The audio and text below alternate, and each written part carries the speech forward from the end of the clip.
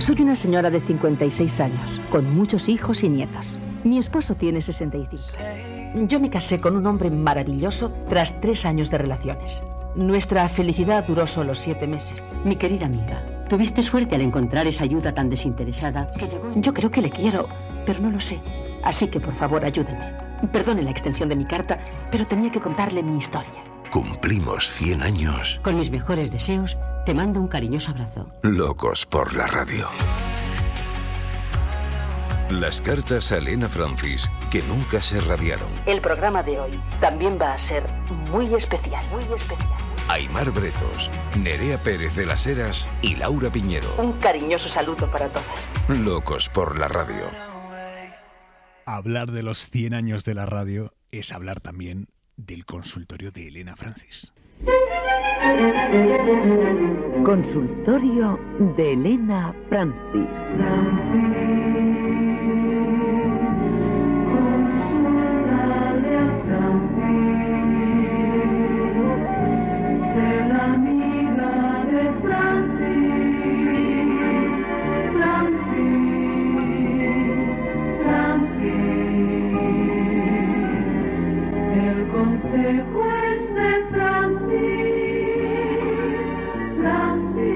Solemos hablar del papel de la música y de la radio para hacernos viajar en el tiempo. Y esto que estamos escuchando forma parte de un programa de radio íntimamente ligado a la memoria de varias generaciones en España y que no podía faltar en un día como hoy de celebración del centenario de la radio. El 27 de noviembre de 1950 nació a las 7 de la tarde en la antena de Radio Barcelona el consultorio de Elena Francis. Miles de oyentes de toda España, principalmente mujeres, se pegaban al transistor para escuchar los consejos que aquella misteriosa doctora que contestaba a sus dudas enviadas por correo postal les daba. Distinguida señora, esta misiva es la de una mujer desesperada de 37 años que busca ayuda en usted. Desde hace 4 o 5 años, mi marido dice que me estoy haciendo vieja. Me casé hace 9 años y todo el mundo elogiaba a mi marido mi belleza y él estaba orgulloso de lucir una mujer guapa a su lado. Pero es que ahora me han salido una serie de arruguitas que me afean horriblemente. Y a medida que transcurre el tiempo, la cosa se agrava por momentos, de tal forma que aparento tener 50 años. Mi esposo me ha postergado, y cuando me mira, lo hace con cara de compasión. Así es que con lágrimas en los ojos y desesperada de la vida, ya que me ha dado los sinsabores de la vejez prematura, le pido por favor que me ayude. Yo quiero rejuvenecer y mostrar ante mi marido mi cara sin arrugas y que me vuelva a presentar a sus amigos. Se calcula que en 33 años de duración del programa se emitieron más de 60.000 cartas de oyentes. Había muchas consultas de belleza, pero rápidamente llegaron todo tipo de cartas con todo tipo de problemáticas de índole sentimental y social que retratan la realidad de aquella época, una realidad con muchas sombras. Recordemos que atraviesa los años más duros del franquismo, donde los derechos, especialmente los de las mujeres, sufrieron un retroceso enorme. La transición, finalmente la democracia, se emitió hasta 1984, año de su última emisión en Radio Peninsular. Gracias a las cartas que se enviaron a Elena Francis, muchas censuradas en su momento y recuperadas hace unos años, gracias a esas cartas podemos reconstruir en la actualidad la historia de aquellas mujeres y de nuestro país con la radio como hilo conductor. Y hoy queremos analizar ese fenómeno radiofónico, en un día como hoy, de centenario, de celebración, traerlo al presente con 2 mujeres. Laura Piñero, compañera de La Ventana, que tiene una sección fantástica en el programa de Francino llamada Cartografías, dedicada al mundo epistolar. Laura, hola, ¿cómo estás? Muy buenas. Y con Nerea Pérez de las Heras, a la que podéis escuchar en los podcasts Saldremos Mejores y Lo Normal. Nerea, muy buenas. Y cada 15 días un ratito en Hora 25. En Hora 25 ¿Qué tal, también, compañera? Oye, ¿qué imagen teníais vosotras del consultorio, Nerea? Pues el nombre de Elena Francis en mi casa sí estaba presente porque mis padres nacieron en el 36 y en el 39. Entonces ellos vivieron los años en los que el consultorio era relevante y yo tengo conciencia de que este personaje estaba en algunas conversaciones. O sea, yo recuerdo algún pregúntale a Elena Francis sin saber muy bien quién era Elena Francis, pero siempre pronunciado como con muchísimo desprecio. Porque Elena Francis, y sobre todo quienes recurrían a su consultorio, se entendían como algo ridículo. O sea, yo con los años he tomado conciencia de la importancia de este personaje. Porque si las historias de mujeres, incluso de las célebres, las inventoras, las ricas, las que alcanzaban posiciones de toma de decisiones, está desaparecida, Imagínate la de las obreras, las amas de casa, las adolescentes abusadas, las que tenían que irse del pueblo a buscar fortuna a Madrid o Barcelona. El consultorio de Elena Francis recogió durante más de 3 décadas las voces de todas estas mujeres preocupadas en España. O sea que es un repositorio de memoria perdida de muchísimo valor, justo de una parte de la sociedad a la que no se ha escuchado y sin la que el relato de lo que fue este país durante la dictadura está incompleto. Afortunadamente tenemos un tesoro historiográfico, que son todas estas miles y miles de cartas. ¿Y en tu caso, Laura? Pues en mi casa no me habían hablado del consultorio, no lo escuchaban. En la universidad tampoco lo estudié, que ahora sí se estudia en las facultades de periodismo, y ha sido ya a posteriori en la radio y después de conocer todo el universo epistolar tan importante que está asociado, donde me he dado cuenta del increíble valor que tuvo a nivel social, radiofónico, publicitario. Es un fenómeno muy interesante y con un alto valor educativo. Vamos a escuchar cartas de aquellas mujeres, algunas nunca radiadas, las respuestas que recibían. Vamos a hacer una lectura en presente, porque algunas de las preocupaciones de estas mujeres resultan tremendamente actuales, y nos vamos a preguntar quién puede ocupar hoy ese lugar de influencia que ejercía Elena Francis. Pero antes, Laura, vamos a poner un poquito de contexto histórico. Vamos a empezar a contar esta historia por el final, por la época actual, porque hemos podido reconstruir muchas de las piezas de este puzzle gracias al hallazgo inesperado, completamente inesperado, en 2005, de más de 1 millón de cartas que llegaron al consultorio de Elena Francis. Sí, eso es. Esta historia arranca en un archivo, en el archivo comarcal del Baix Llobregat. Bon dia, arxiu comarcal del Baix Llobregat, digue'm. En 2005, en este archivo recibieron una llamada fuera de lo común. Un miembro del Ayuntamiento de Cornellá pedía a su entonces directora, Mariluz Retuerta, que se trasladara lo antes posible a una masía próxima abandonada, ahora de titularidad pública, donde había encontrado una serie de cartas de alto valor documental. Cuando lo vi me quedé sorprendidísima. Habían pilas y pilas de cartas amontonadas con muchísimo polvo en muchas salas de la masía. Se ve que había unos masovers, que es una palabra muy catalana, y tenían las órdenes de que las quemaran. Y ellos no lo hicieron. En todos los sobres estaba escrita la misma dirección y destino: el consultorio de Elena Francis, espacio radiofónico patrocinado por el Instituto de Belleza Francis, los últimos propietarios de aquella masía, y que habían ordenado quemar más de 1 millón de misivas antes de entregar la propiedad. Cuando vi las cartas me cayó una idea que tenía, que el programa no era una cosa inventada, era real. Ahí estaban las cartas, tenían nombres y apellidos.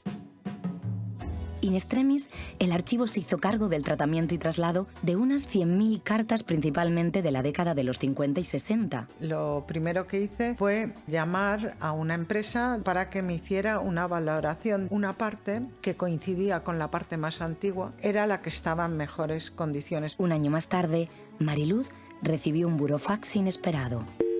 Era de los abogados del Instituto Francis, que continúa abierto en Barcelona. Reclamaban las cartas y la acusaban de dar acceso a las mismas a un programa de televisión. Pero claro, nosotros ya habíamos hecho una custodia, un tratamiento, tenían que hacer una compensación económica que ellos no quisieron hacer. Pero las cartas de Elena Francis ya estaban consideradas de interés público. Desde entonces, tal y como nos cuenta Yolanda Corredera, actual directora del archivo, continúa el proceso de catalogación. Tienen todas las condiciones de seguridad para mantener la documentación. Por eso es tan importante que los documentos estén en archivos públicos que garantizan su custodia y su mantenimiento. Y en estas estanterías es donde tenemos Elena Francis, y sería esta columna. Ahora mismo pueden consultarse en sala, a través de ordenador, unas 7.000 cartas junto a las respuestas de Elena Francis, porque se copiaban con papel calco. Tenemos la carta, la desplegaríamos. La señora cuenta su historia y esta es la respuesta. Querida admirada señora Elena, temido molestarla, pero todos los días oigo su emisión. Estas cartas nunca se radiaron por censura, falta de tiempo o a petición de las autoras. Formaron parte de otro camino que tuvo el consultorio en paralelo a la radio, exclusivamente postal, y que permite retratar con más exactitud a la sociedad de la época. Pues eso es una fuente única, como estas cartas no hay otra. También el valor de educar en las emociones. Tienen tantas posibilidades, sobre todo tienen un valor muy educativo.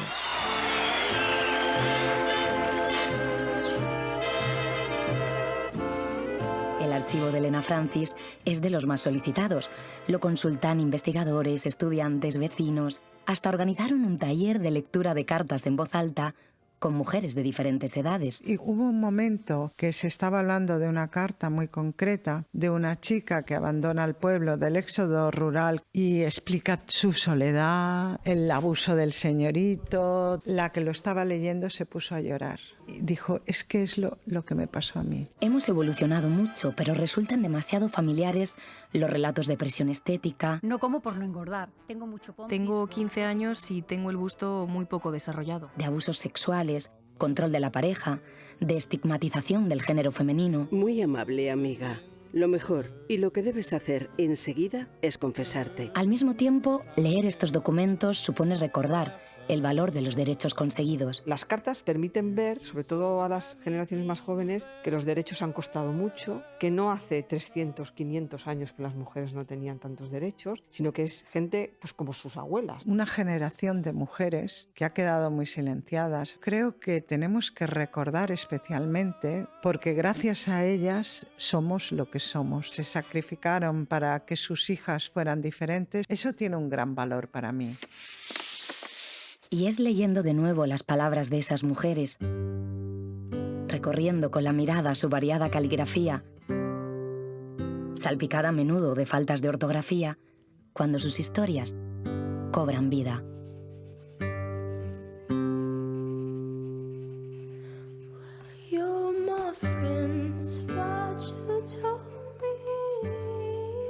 Muchas veces, sin que ella diga nada, se pone hecho una furia y le pega unos puñetazos que la dejan toda llena de cardenales. Por suerte nunca le ha hecho el daño que él quisiera hacerle. Mi mamá se pone de mal humor y todos sus nervios los descarga sobre mí. Así es, señora, que hace mucho tiempo que la cabeza me da unos pinchazos como si tuviera agujas dentro, y los nervios se me excitan, lloro y muchas veces le pido a Dios que me quite la vida. Y tengo miedo de hacer algún disparate, pero es que no puedo aguantar más esta vida. Le pido a Dios que ponga paz a esta casa porque estoy cansada de recibir palizas, amenazas. Dígame, ¿tengo que esperar con resignación el día que no dudo mi papá me pegue o me pise la cara como un día ya lo hizo y me desgracie para siempre?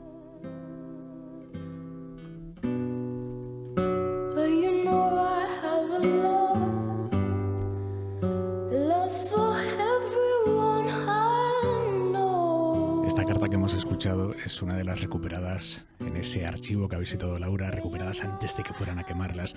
Y es una carta que está sonando hoy por primera vez en la radio. Esto nunca sonó en la radio y hoy suena por primera vez. La carta es de una joven de 17 años de Mataró, que en 1956 relató el maltrato de su padre en un contexto de total desamparo legal para la madre, para denunciar esos casos, en un contexto de silencio absoluto de la sociedad. Nerea, ¿qué te sugiere lo que has escuchado y qué respuesta se le podría dar hoy a una chica que cuenta que su padre es un maltratador? Tantas respuestas. Afortunadamente le diría que la ley la ampara, que existe un número de servicio de atención a todas las formas de violencia contra las mujeres, que es el 016, que lo que le está pasando a ella es una forma de violencia machista que viene de lo estructural, que existe un movimiento social llamado feminismo que le va a ofrecer recursos, protección, afecto y que posiblemente conseguirá sanarla con el tiempo, que no es culpa suya, que no está sola. Ojalá pudiera darle a esta voz del pasado una bienvenida triunfante a 2024. Tendría que decirle también que lo que le pasa a ella sigue pasando mucho, pero que ahora hacemos todo lo posible para que no quede impune. Le diría también que su momento tiene algo en común con el nuestro, que es la reacción. Fijaos dónde estamos ahora. Venimos de un florecer del movimiento por los derechos de las mujeres desde la huelga de 2018 y hoy los discursos feministas están presentes en la agenda política, en las series de televisión, en el humor, en la publicidad de las marcas. pero también ha llegado la reacción que siempre sigue a los avances de derechos de las mujeres. Ha pasado después de todas y cada una de las olas feministas. Sí, de hecho ahora tenemos un número importante de hombres jóvenes que considera que el feminismo ha ido demasiado lejos y que ahora los oprimidos son ellos. Exactamente. Hay una ola conservadora que tiene como estandarte el discurso feminista y funciona, y en países como Polonia o Estados Unidos incluso se ha retrocedido en derechos reproductivos. La España de Elena Francis fue un contexto de reacción, era la España fascista, había que borrar los avances de la República. Las mujeres de la Segunda República habían podido hasta divorciarse. Antes de la guerra incluso hubo un círculo sáfico de mujeres lesbianas y bisexuales que se reunieron alrededor de la residencia de señoritas y del Liceum Club, al que pertenecieron Rosa Chacel, Gabriela Mistral o Victoria Kent. Fijaos dónde estábamos. Las mujeres que escribían al consultorio venían de tiempos que eran muy interesantes y eso pues no podía ser. Tocaba hacer como si nada de esto hubiera sucedido, había que volver a disciplinarlas, convencerlas de que soportar malos tratos de sus maridos o de sus padres era su labor, que si te pegaban sería por algo, y Elena Francis fue sobre todo un aparato de corrección moral. Las mujeres tenían que volver a ser ángeles del hogar, sumisas, devotas, convencidas de que el matrimonio era inescapable y de que cualquier problema o acto de violencia dentro de este era culpa suya. Esto último es clave para mantener el silencio. Entonces, y ahora, la culpa, como hemos visto en movimientos de denuncia contemporáneos como el Me Too o el Cuéntalo aquí en España, la clave está en que son colectivos. La coerción funciona mientras haya aislamiento. Y estas mujeres estaban completamente solas ante los abusos de todo tipo. Completamente solas. Estaban ante el nuevo y a la vez el antiguo orden moral, porque la República había sido un paréntesis. La voz de Elena Francis era la de la sección femenina de Falange y Acción Católica, que era de donde venía su primera guionista, Ángela Castells. Y una de las cosas más interesantes de las cartas, que eran muchas, es que había que indexarlas. O sea, que detrás tenían escritos una especie de hashtags, para que nos entendamos ahora, para clasificarlas, que no tenían desperdicio. Algunos ejemplos: grasa en el pelo, marido que fuma grifa, granos, falta de devoción cristiana, suda la nariz, piel de las piernas feas, una señora que no tiene cejas y quiere un remedio. En el reverso de algunas cartas está escrita la palabra sentimental, para indicar a la contestadora. Hablaremos más adelante de la figura de las contestadoras, que es interesantísima, que era un asunto muy delicado. Es una radiografía de estas vidas desde lo más frívolo hasta lo más profundo. Ellas estaban protegidas por el anonimato. Elena Francis era una figura con la que por fin podían desahogarse. Como decíamos, la carta que hemos escuchado ahora nunca llegó a emitirse en la radio, pero en el consultorio de Elena Francis sí sonaron otras cartas muy parecidas de mujeres maltratadas. Y esto que vamos a escuchar, por ejemplo, es la respuesta que dio la señora Francis a otra carta en la que una mujer le contaba que su marido, alcohólico, les pegaba a ella y a los hijos.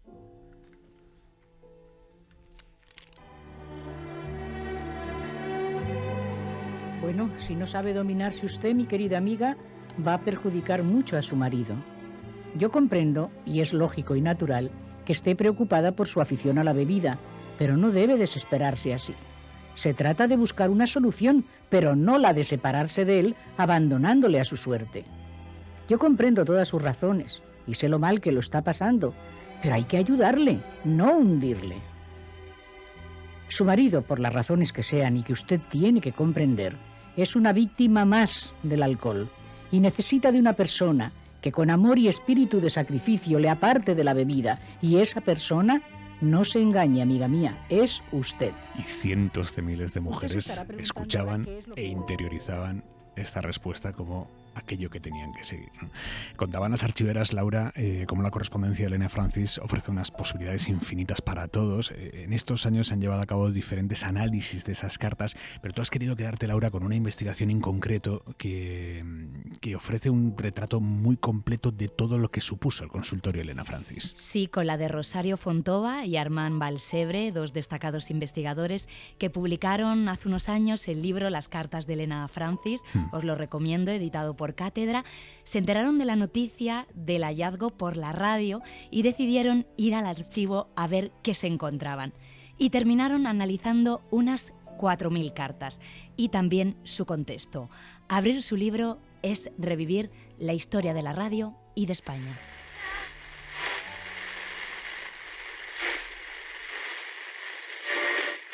En los años 30, cientos de hogares escuchaban Radio Fémina. Consultorio femenino y de belleza, Eupartol, a cargo de doña Montserrat Fortuny, de Laboratorios Eupartol, Chifre 48. Eran tiempos de la Segunda República, cuando la mujer española se incorporaba al mercado de trabajo y a la vida pública.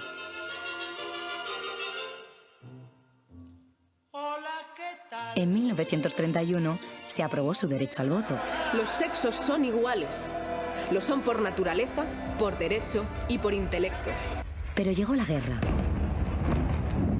Luego la dictadura, en 1939. Un Estado totalitario armonizará en España. Y España sufrió un retroceso de libertades que, como no, también afectó a la radio. Consultorio de Elena Francis.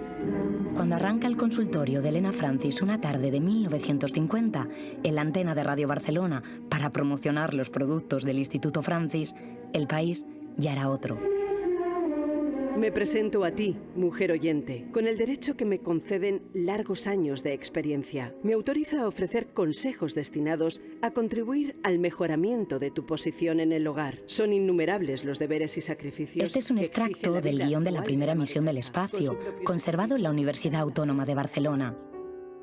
Los investigadores creen que seguramente es obra de Ángela Castells, su primera guionista, que marcó la línea ideológica del consultorio, cuyos contenidos pasaban por una doble censura, la oficial y la religiosa. Ángela Castells, perteneciente a la sección femenina de Falange y al Patronato de Protección de la Mujer, antigua quinta columnista durante la Guerra Civil, después de que la FAI matara a su marido, era la persona que hizo la matriz narrativa, ideológica del consultorio y que heredaron las guionistas siguientes. Francisca Bes, directora del instituto, estuvo implicada directamente en la gestión del espacio. Esposa de este industrial de una familia cementera, José Fradera Butsems, y inmediatamente ella decide que la mejor manera de promocionar esto es a través de un consultorio. Compran media hora de emisión en las tardes. En aquella época era la franja femenina.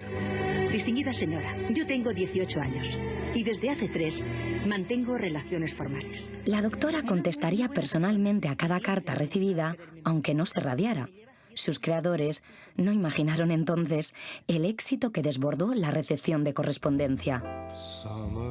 A partir de ahí, pues se desatan en el imaginario colectivo muchas emociones. Estamos en los 100 años de la radio, porque la radio todavía tiene ese poder, ¿no? El consultorio se convirtió en un filón publicitario, mediático y social. Miles de mujeres plasmaron en un papel preocupaciones que no se atrevían a comentar con nadie. La comunicación epistolar, que la estamos perdiendo, permitía a las mujeres sincerarse de una manera extraordinaria. Aquella mujer invisible se convirtió en la guía espiritual de las mujeres con menos recursos. Mujeres, Francis, son esas mujeres emigrantes que vienen de todas partes de España a las grandes ciudades, que de repente, a través de la radio y del consultorio postal, pues confían ciegamente en una mujer que les parece sensata, sabia. El mensaje que el consultorio transmitía a las mujeres es devastador. Elena Francis recomendaba sufrir en silencio y aguantar y rezar el rosario. Solía culpabilizar a la víctima y se evidencia en este epistolario es el desamparo legal respecto a la violencia masculina que tenían aquellas mujeres. Esto es terrible. Querida doña Elena. También escribían ocasionalmente hombres. Ayer escuché una carta de una señorita que se encontraba sola y a la que le gustaría conocer a un hombre bueno y católico. Porque el espacio también hizo las veces de agencia matrimonial, institución benéfica o de agencia de empleo. Las oyentes acudían a Elena Francis con la esperanza de conseguir ayuda para los grandes problemas de la época, como la necesidad de una vivienda. Un hogar proporcionaba seguridad, pero sobre todo, dignidad. Hay un gallo que llora y que grita. Distinguida señora Francis, somos un matrimonio muy desgraciado. Hasta ahora, con el pequeño sueldo de mi marido, que cuenta con 63 años y no tenemos hijos, vivíamos felices. Con mucha economía hemos ahorrado para no tener que pedir a nadie en caso de enfermedad el día de mañana. Pues bien, ya ha llegado el día de mañana y el más trágico de nuestra vida, pues el dueño de donde vivíamos nos ha dado 3 meses para que compremos el piso y nos pide una cantidad que no tenemos. Usted, que es tan buena, ¿podría decirnos si sabe de algún sitio, por humilde que sea? Se despide una pobre mujer que hace 30 años tenía ojos verdes, que todo el mundo admiraba y que se han convertido en tragedia. Pan, pan, no hay tanto pan, pan, pan, no hay tanto pan, pan, pan, no hay tanto pan. Impresiona escuchar cómo el tema de la vivienda era un problema en época de Franco, con el éxodo rural a las grandes ciudades. Solo en Madrid había 20.000 chabolas y 120.000 personas vivían en ellas. Y el drama de la vivienda sigue muy vigente. Nerea, ¿qué le dirías hoy a una oyente como la de Elena Francis, a la que el casero amenaza con echarla de su casa de alquiler y no tiene dónde ir? ¿Qué le voy a decir? Que bienvenida al club, pobrecita mía, que está viviendo pues uno de los problemas más longevos de España. A pesar de que hoy en día tenemos una constitución democrática que dice que todos y todas tenemos derecho a una vivienda digna, seguimos saliendo a las calles porque es difícil pagarse un techo y bueno, que si le parece que su casero no tiene escrúpulos, que espere a conocer a los fondos buitres del futuro. También le diría que hay esperanza, porque hay movilización a través de los sindicatos de inquilinas. Y que el derecho a asociarse y manifestarse está amparado por la ley. Esto es distinto, pero llama la atención hasta qué punto son parecidos los problemas. Todos. La vivienda, las condiciones laborales, encontrar pareja, haber encontrado pareja, pero que no te convenza demasiado, las malas relaciones con las vecinas, con las amigas, con las suegras, todo es súper actual. Mira, una de las grandes excusas históricas para no hacer ni caso a los problemas de las mujeres, ni a sus historias, ni a sus reclamaciones, ni a su producción cultural, es que son temas menores. Yeah. Claro, con esta premisa te pierdes la mitad de la película. Estas cartas son el reflejo de una enorme parte de la sociedad española y las tenemos porque alguien quería vender cremas y depilaciones. El consultorio se construye alrededor del consumo. Ahora estamos muy acostumbradas a esto, ¿no? Las personas a las que seguimos en redes ofrecen productos de mercado, valores y patrones identitarios, todo en el mismo paquete. Pero en la España de los años 40 y 50 muy poca gente tenía poder adquisitivo. Vosotros pensad, por ejemplo, en una influencer de moda actual, ¿no? Se viste con firmas caras, la invitan a semanas de la moda, en algunos de sus vídeos saca bolsos que cuestan 2 o 3 salarios medios de España y tiene 2 millones de seguidores y seguidoras. ¿Tienen todas esas personas un poder adquisitivo para comprar lo que ven en este perfil? No. Desde luego que no. Pero lo vemos. Y hay una atracción, ¿no? Hay una atracción, una afinidad que hace que más allá de la transacción comercial se genere una comunidad alrededor de esa persona, ¿no? Detrás de la intención publicitaria viene una relación parasocial con el personaje. En la España de Elena Francis, salvando las distancias, se da un fenómeno muy parecido. Claro, el Instituto Francis creó el consultorio como artilugio de propaganda, dirigido a mujeres con dinero, que eran 4, pero las que lo usan son las obreras y las amas de casa para resolver sus problemas y para que alguien las escuche.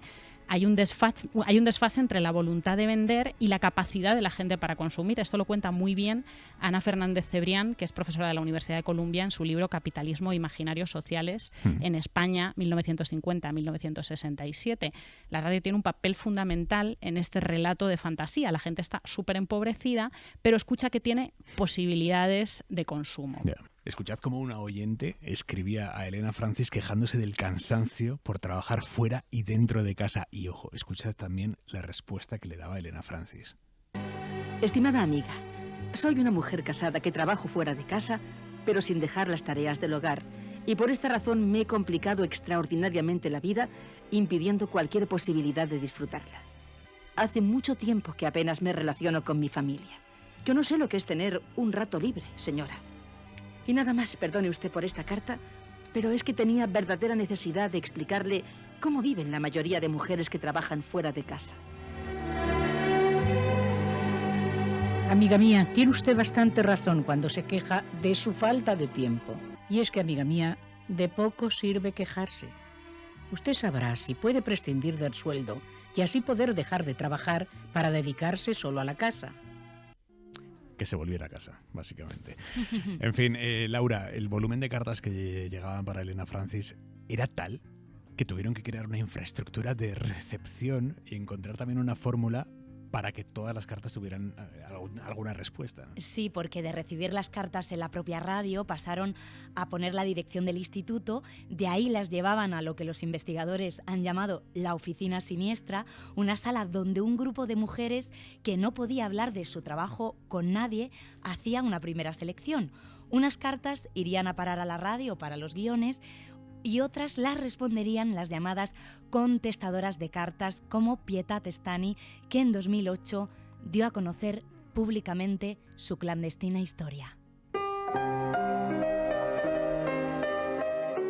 Pietat Stani respondió en la década de los 70 a un anuncio en La Vanguardia que buscaba mujeres con conocimientos de taquigrafía. En fin, que me presenté y entonces me explicaron de qué se trataba. Y yo trabajaba en mi casa. Me daban las cartas y yo las leía. Esto fue una tarea que me costó muchísimo. En general la incultura era lo más evidente. Entonces yo respondía y lo devolvía a la empresa, pero nunca supe qué había detrás del telón. A partir de ahí, aceptó un empleo de contestadora de cartas del que no podía dar cuenta a nadie y que consistía en responder durante 8 horas en nombre de Elena Francis. Lo contó en La Ventana de Gemma Nierga en 2008 con motivo de la presentación de su libro, Queridas amigas. Al principio me dieron unas directrices, me dieron unas cartas de prueba y cuando las devolví me dijeron que tenía que ser más distante y eso no lo acepté. Que yo había descubierto un submundo que es que me quedé horrorizada. El tema de las violaciones era brutal. Los maltratos, por supuesto. Además, mujeres muy solas, ¿no? Mujeres que no sabían dónde cogerse. Aquello no tenía solución. Pues les daba mucho afecto, sencillamente. A sus manos llegaban las cartas más duras,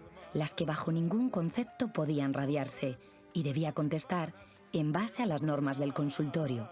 Aunque ella, sobre todo con la llegada de la transición, trató de saltarse los márgenes. Los hombres escribían sobre todo por los temas de homosexualidad, porque claro, otro tema tabú, pero les decía que, vamos, que se aceptaran, que si surgía la ocasión de tener una pareja, que fueran felices, que no... Su testimonio es de los pocos con los que han podido contar los investigadores de antiguas trabajadoras del Instituto Francis. Hay un gran secretismo con todo el montaje del consultorio Francis. Nos costó muchísimo hablar con personas que hubieran trabajado allí.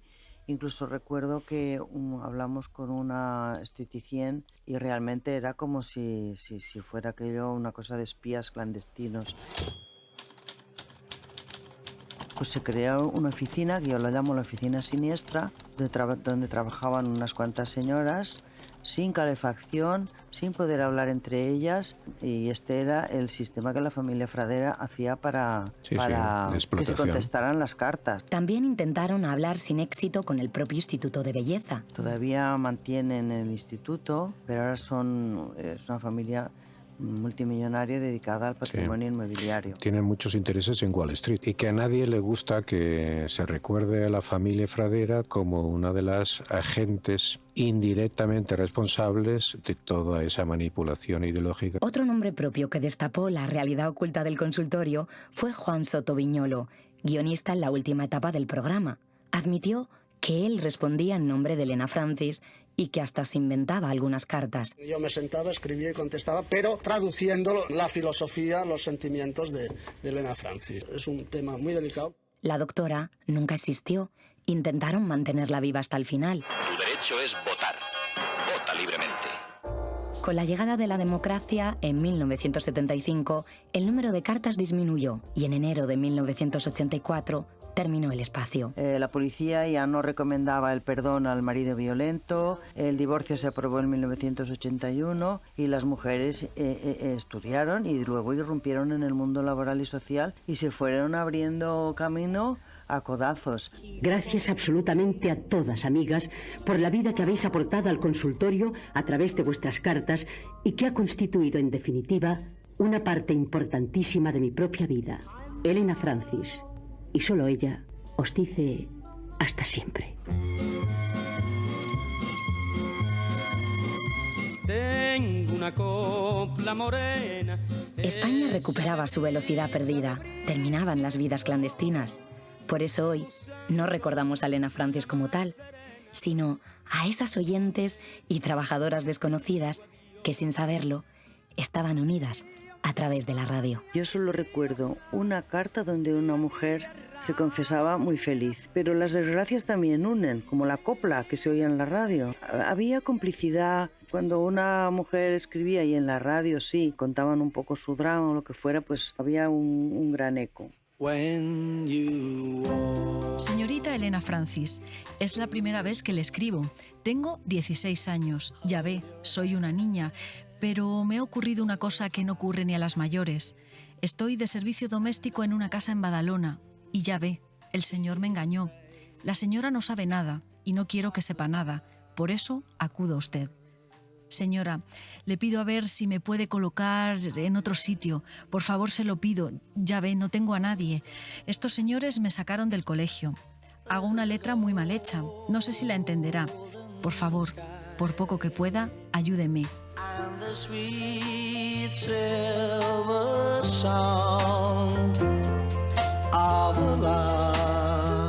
Cuánta pobreza, cuánta soledad, cuánto desamparo social y legal tenían estas mujeres, Nerea. Pobrecitas, qué espanto. ¿A quién recurrir, no?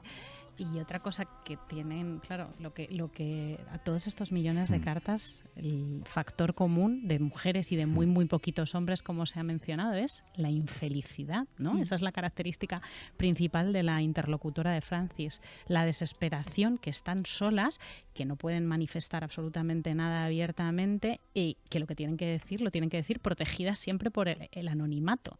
Y de nuevo esa mecánica tiene mucho de actual.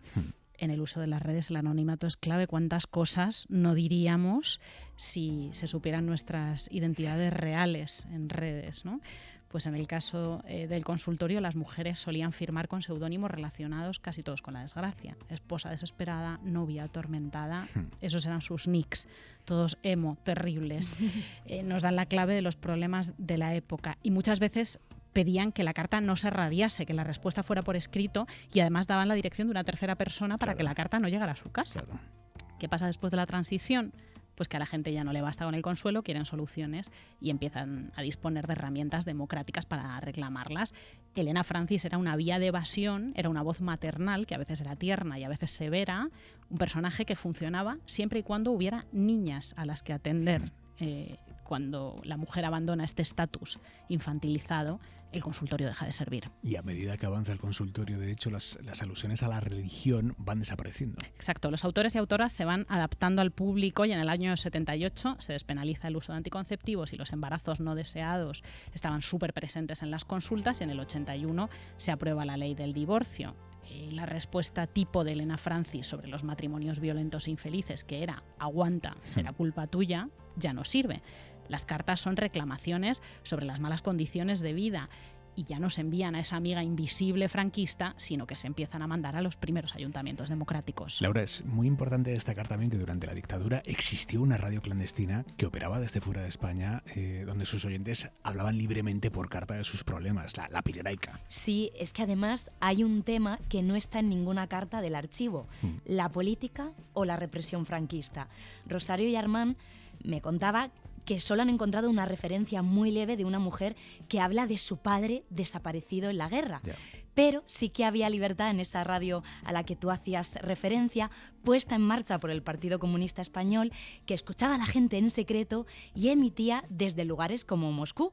Rosario y Armand, además, tienen otro maravilloso libro publicado sobre esta radio, Las cartas de la Pirenaica, memoria del antifranquismo.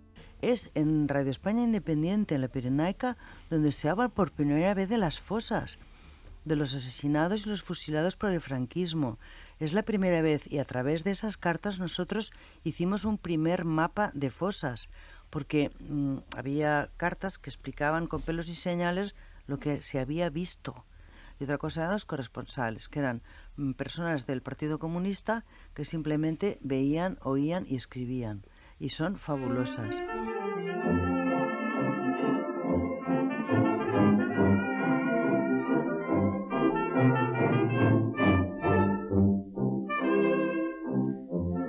Llegados a este punto nos hacemos una pregunta, es ¿quiénes son las Elenas Francis de hoy? ¿Quién o qué ocupa en la realidad ese espacio de influencia social, Nerea? Pues potencialmente todo el mundo. Potencialmente todo el mundo. Mira, después de la revelación, ¿no?, de que Soto Viñolo había sido guionista del consultorio, empezó a decirse aquello de que Elena Francis fue un hombre. Pero sabemos que su primera guionista y muchísimas de las posteriores, y además de las contestadoras, la directora del Instituto Francis, eran mujeres fascistas. La voz que escuchaban era una grande y libre, era la voz del régimen. ahora podemos decir que puedes elegir a tu faro moral entre millones de opciones. Es como si Elena Francis hubiese estallado. Aimar, tú probablemente seas la Elena Francis de alguien. No lo sé. Seguro. ¿Y los temas de consulta de hoy? Ahí no hemos cambiado tanto. Los temas son los mismos, la belleza nos sigue obsesionando, pero de una manera mucho más lúdica. ¿Quieres deslumbrar más que el sueño de tus detractores?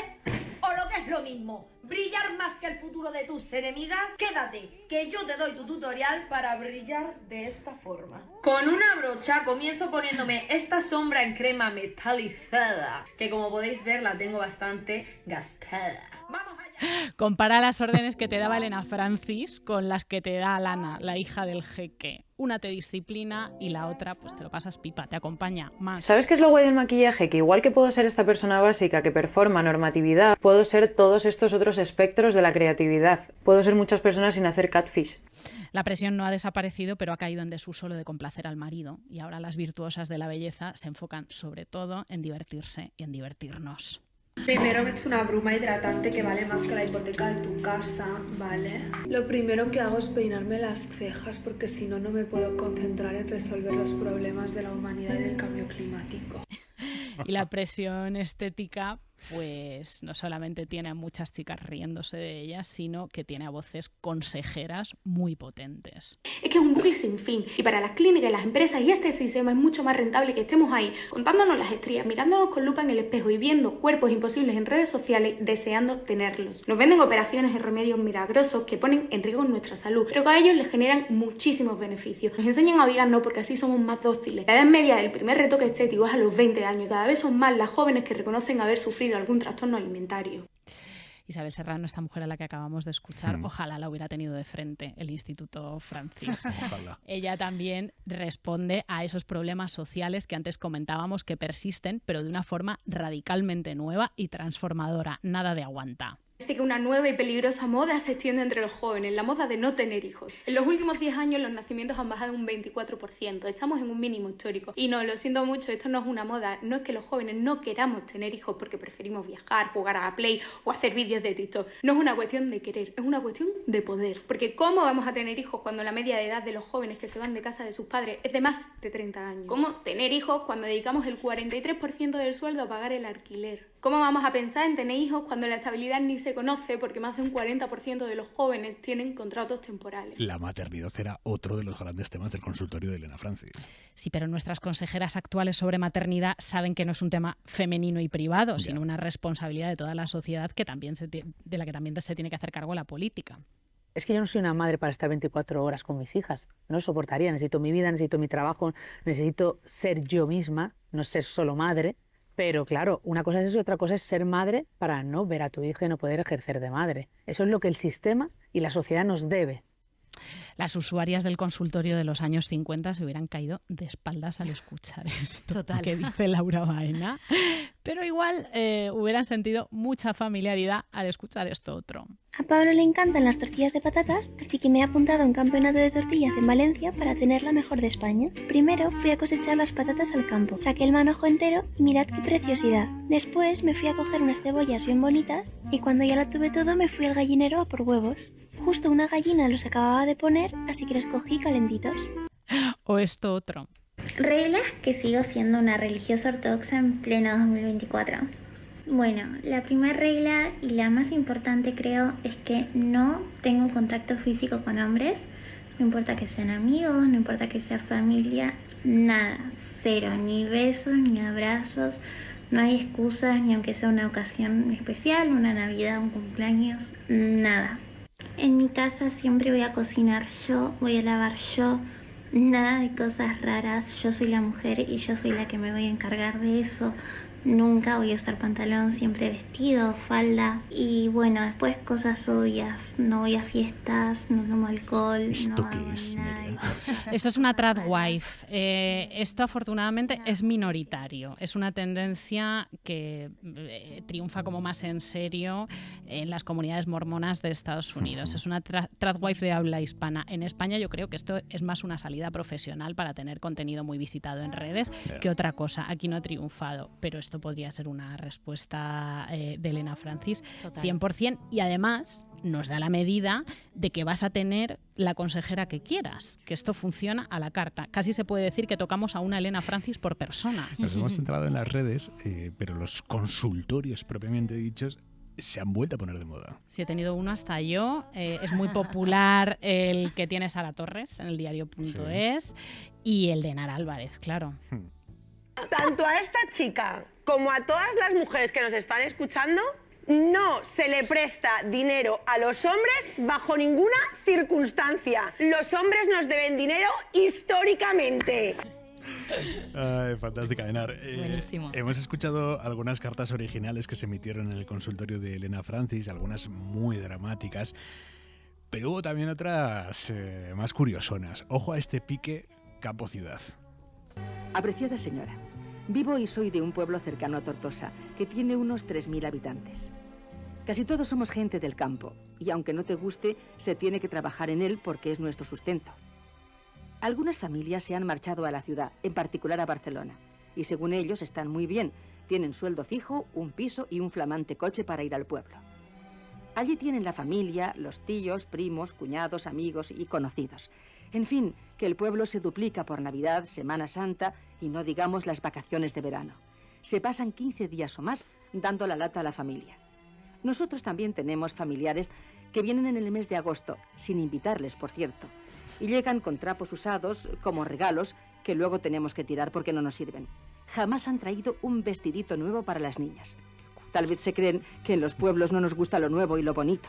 Resumiendo, mi problema es el siguiente. Mi marido está harto de las libertades que se toman estos familiares y me dice que si vienen estas vacaciones les va a decir 4 frescas. Yo creo que mi marido tiene razón, pero pienso que quizás se rompe el trato con ellos si les llama la atención. Básicamente, Laura, era ¿montamos el pollo o no lo montamos? ¿No? Sí, es un tema que se repite, este también. Qué cutres. Los que vienen de la ciudad y traen unos trapos sucios, ¿no? Bueno, llegamos al final de este especial que dice mucho del poder de influencia de la radio, para bien y para mal. De una radio que ahora para bien se hace con las voces de sus oyentes. Queremos dar las gracias a los investigadores que han participado en este programa, a nuestro equipo de documentación de la radio y en la técnica y en el diseño sonoro a Roberto García. Laura, Nerea, gracias por este recorrido a las dos. Un placer, una maravilla. Y el consultorio de Elena Francis tenía un oyente ilustre, Joan Manuel Serrat, que compuso una canción en su día maravillosa dedicada al espacio, carta póstuma a Elena Francis. Con su voz, con la voz de Serrat, que representa a tantos y tantas oyentes, y con esa canción nos despedimos.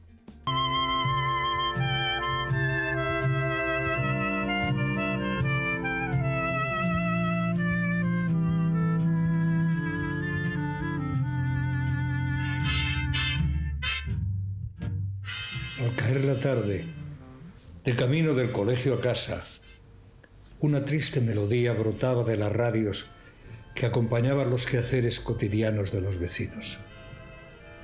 Se escapaba melancólica por los balcones y llegaba hasta la calle.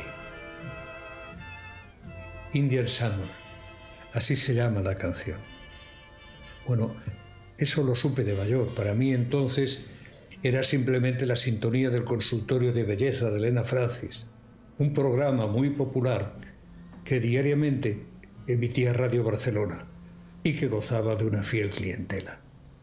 La señora Francis era una dama conservadora donde las hubiera, que atendía de mujer a mujer, como a ella le gustaba decir, a un público mayormente femenino que le mandaba cartas para consultarle todo tipo de asuntos. Desde cómo sacar una mancha que pertinaz como la sequía no se iba con nada, a cómo preparar unos exquisitos canalones para la cena de Navidad. Ella sabía cómo se limpian las anchoas sin dejar una espina, o cómo se deben cuidar los geranios que se mustian en el balcón. Estos consejos domésticos se alternaban con otros, digamos, más interesados sobre cómo tratar el acné o mejorar la flacidez de los brazos. No en vano sus patrocinadores eran los laboratorios de belleza Francis, especializados en productos para la mujer. La señora Francis tenía respuesta para todo, pero sobre todo era una gran consejera sentimental. Ese es el meollo del asunto, los corazones solitarios. y en lo tocante a temas de género, sexo, raza o religión, a la señora Francis se le veía el plumero de altavoz de la moral nacional católica que cimentaba el régimen del caudillo. En su mensaje de instructora de la sección femenina de la Falange, envuelta en la voz acaramelada y maternal de la locutora, aquella guía espiritual dejaba muy claro en sus consejos cuál es el papel que le tocó en la vida a la mujer. Esposa sumisa, virtuosa, recatada, cuidadora del hogar y de los hijos. Un día nos enteramos que detrás de ella se escondía un hombre, o varios, y supimos que la señora Francis era una ficción, un invento de los curas y del movimiento que llegó hasta donde llegó el franquismo. Aunque no la den por muerta, cuando menos lo piensas, donde menos lo esperas, reaparece su discurso intolerante y reaccionario. Estimada senyora, estic desesperat. Visc en un purgatori. Sóc una ànima en pena d'ençà que heu clausurat el consultori. El cor us ha fet figa o senzillament